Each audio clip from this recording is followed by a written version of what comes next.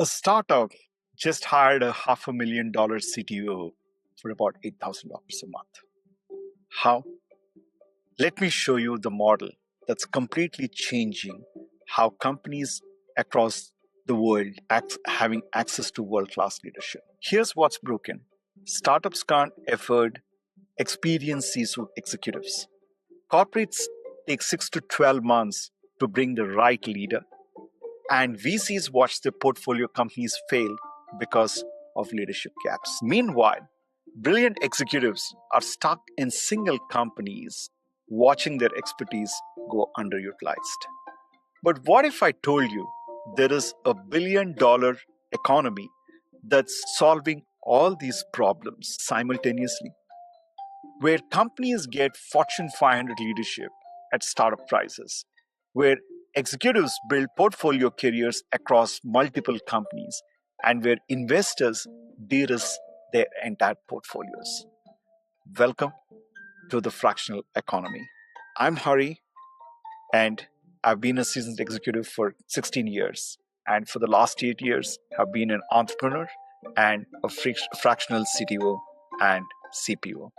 I focus on product strategy along with technology, incorporating the product portfolio value architecture. In this video, I am going to walk you through the key differences between fractionals and consultant, expectations you can have from a fractional, how fractional can help organizations speed up their execution, and last but not the least, how you get started as a fractional. Come with me in this journey. So, what's this $1 billion economy I was talking about? This is the fractional economy, and it is making a huge difference across the world. Companies want to control their costs, and individuals want to hyper focus and deliver value added services to the organization. The culmination is nothing but fractionals. As I mentioned, let's start in understanding what role this $1 billion economy is playing. America has been leading this for a long time, and they have established fractionals quite some time ago. But over the last 4 or 5 years, the numbers have increased. Their adoption rate is much more higher. And if you look at the graph across the world, things are changing.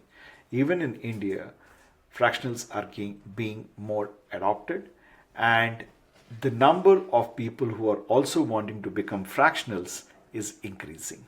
So APAC, India, Middle East, Europe, everywhere the impact can be seen, including South Africa. So it is time when organizations start opening up to fractional executives. And also, fractionals need to understand what organizations look for. So let's get in a little bit more detail. So I want to start by defining who a fractional is. A fractional is a highly experienced C-level executive who works with the company on a part-time or a contract basis rather than a traditional full-time economy. How do we differentiate between a fractional and what are the key variables what come with fractionals? One is part-time commitment. Two, it's at an executive level who drives the project. Three, it's strategic and hands-on. Four, they're more cost-effective. And last but not the least, they are hyper-focused or very specific focused. So you don't have any general management, but more focused leadership. When the first thing which comes to many people's mind is what is the difference between a fractional and a consultant? And this is not the question I'm talking about because it came from one or two people. Predominantly 9 out of 10 people I talk to have the same question. Hari, how are you different from a consultant? That's a very good question, and here is the answer. So let's go step by step or point by point and see how fractionals are differentiated by consultants. First is their primary role. Fractionals play an executive role. They are sitting with the leadership team. They attend the leadership meetings with the CEO and drive the business unit for them. And external consultants are more project based. They usually work with the project champion who's been appointed by the organization, and that's how they operate with. They don't come and sit in the boardroom and take ownership. The second part is the involvement. Fractional executives are hands on, whereas consultants are more on advisory or getting a specific task done if the organization knows what it needs to be done. So, put it in a very simple way, let's say an organization wants to do a consumer behavior report. What a consultant does is basically takes the inputs or the questionnaire or the method what the company wants to take, and they'll execute it, collate all the answers, put them in analysis forms and gives it back. But whereas a fractional, the same work, he or she is responsible for designing the appropriate way to capture the metrics, what metrics are important, what matters to the organization, how the organization wants to see it, how the organization wants to read it, and what the organization wants to imply from that survey. So all these things are read by the fractional person, and they design the approach to capture these metrics and then demonstrate it or present it back to the organization the way the organization wants to see. I think now you got the clear difference between a fractional and a consultant. The third part is the integration. How are fractionals integrated into the organization? They are 100% integrated. But they're not full-time, but they're integrated. They work with the leadership. They sit in the leadership meetings. They drive the business because they own the part of the business or that hyper-focus area and deliver the value to you. Whereas consultants are external. They work with that project champion who's appointed by the organization. The third part is the duration. Both of them can work on short and long-term basis. Accountability, when it comes to accountability, fractionals are more accountable than the consultants. The reason being, usually the fractionals come with a retainer slash goal-based compensation. Predominantly, that's how we operate. There are few fractionals who just go with a blanket rate, which is also absolutely fine, but it depends on the organization and how the organization wants the person to deliver. That plays a very key role. The last but not the least is the decision authority. Decision making authority for a fractional is a lot more higher than a consultant because they own the business and they run the business, because end of the day their scope of work and the deliverables are mapped to the compensation. So with this, I think there is a clear demarcation between a fractional and consultant. I would request the organizations to decide what kind of person they want to engage, either the fractional or the consultant. That makes the journey more easier. Now, going on to the next one, I wanted to spend 2 minutes to give you the intersection of what value can the fractionals bring to your table. If you're a startup or a small and medium enterprise, or you're a corporate, or you're an investor or a VC firm, this is how we provide the value. From a startup and SME perspective, we save 60 to 80% of your costs. We come at the C-level experience. There is no equity dilution. Depends on everyone. Few people might even want to give equity and they want to accept equity. That's a different story. But in general, no dilution, and the outcomes are much more faster because we are focused on what we need to deliver. And for the corporates, we become the innovation catalysts. We bring in different set of eyes or different thought process. I'll give you a small example. Recently, I was talking to a senior leader of a large multinational corporation. They wanted to do some research on products and how they need to get into details of it. And they reached out and said, want to spend some time, and I was more than glad to speak to the person. After the conversation, the person said, Hari, there are a lot of things happening around the world. There are too many things which are fast paced, but we are a little slow and it takes time. I'll learn these things and come back to you. I said, sure, sir. And we left it there.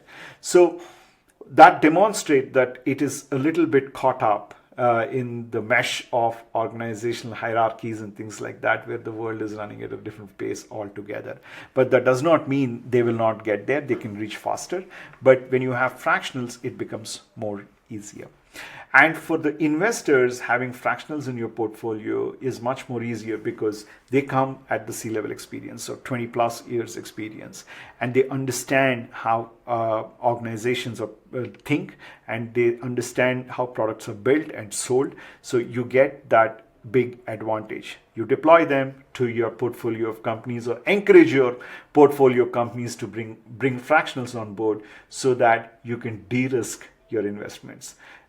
Because when you have a senior leader operating at that level to set the direction or to bridge the gaps at the organization level, they play a big vital role. So in summary, the value of a fractional boils down to three key aspects: proven execution, the experience and the expertise; network amplification, which is very, very important. Reaching out to the right people at the right spots will definitely enhance the value of the organization or the product sold. So fractionals come with their network, already established network. It's much more better. And last but not the least, the value creation is much more faster. You can see it because there is no more spending time bringing the person on board, getting adjusted to the culture, environment, which is also important for fractionals, but because it is their focus area, they tend to get to work faster. So instead of a full-time person, a fractional can help you get things done faster. So these are the key three value propositions what fractionals can bring to the table. Now, as I mentioned, last but not least, is if somebody is wanting to become a fractional, what are the key ingredients for you to become a fractional? Here are my top 5. Hyper specialize your niche, right? You can be a CTO, but writing, I'm a fractional CTO or I'm a fractional engineer, does not take you long. So focus more. For example, you're looking at a CTO for payment gateway company, for example, let's say, and when you focus more, CTOs specializing in building payment gateway products, right, will take you a long more way, focusing in that particular niche. That's how you differentiate yourself. Go as deep as possible. As an example, I might not be right. I'm still evolving as a fractional leader. If you look at studionavaka.com, that's what I focus on. I focus on only 2 offerings. One is being a fractional product strategist with technology, and second is innovation management and governance, which is applicable across the board, even for a startup to a large multinational organization. So I focus only in that area. And my point of action starts from 4 weeks to 12 weeks. So it's a very small window. Focus, get the job done, get out. And if there is a long-term engagement, I engage after that. So as much as possible, keep your services productized so organizations can pick you more easily and you identify your skills much more faster. The second part is establishing a high personal brand. It is very important because fractionals predominantly, there is no set way of getting business. Yes, in the world now I see a lot of agencies coming. We have network of fractionals. You pitch, you come to us and we will connect you to the right person. That's fantastic and amazing. Lot of things are going around, but I want to focus only on one thing. Look at what you're offering and how you want to build your brand. Yes, be a part of those networks and access them as much as you can. I'm also a part of a lot of networks, but the number of projects which will come through you is very minimal than you doing the outreach or reaching out through your network. That is the current situation today. tomorrow it might change, and there are a lot of companies venturing into it. So be careful. If there is a payment or something like that, just think 100 times if you want to invest or don't want to invest. So focus in that area. The third one being, make it value-based pricing. Don't make it a blanket pricing. Nobody likes blanket pricing. So the more focused you are on productizing your services and adding value to it and putting a number to it, people appreciate it more. They really, really appreciate you telling them, for this, I deliver this. So they're very, very clear on what you're asking and what they have to pay. Building strategic networks, very, very important if you're beginning your journey as fractional. So I'm assuming if you're becoming a fractional, you have come out of the corporate world and you want to be on your own. Now, all your network on your LinkedIn, or if you are like me doing videos and things like that on the Insta or the YouTube or whatever it is, your audiences are very, very different, right? If you're doing fun videos on YouTube, your audience is different. If you're doing educational videos, your audience is different. You're doing podcasts, your audiences are different. If you're doing videos like this, your audience is different. So look at what is your offering and the kind of people you need to reach out to. For example, my ideal client profile, or the kind of people I reach out to, are CIOs, CTOs, VP technology, VP strategy. These are the kind of people I reach out to. So it's been 2.5 years. I'm trying to build that network, and I clearly see from where a post on LinkedIn, the previous engagements were my friends, but now I see a lot more others who are engaging in what I post. So that tells me that there is a resonation, or somebody is understanding what you do, and creating value content is also very important. If you are wanting to build an online portfolio or an online brand, and it doesn't happen overnight. It's a long game, and it also costs time and money from you. So plan as better as possible and build your strategic networks. Last but not the least, please be clear on your scope of work so that the organization is very clear what they're hiring you for, and you know what you're going to deliver. This helps solve a lot of problems. Before I end the video, I have been part of various fractional networks around the world, and that has been my learning.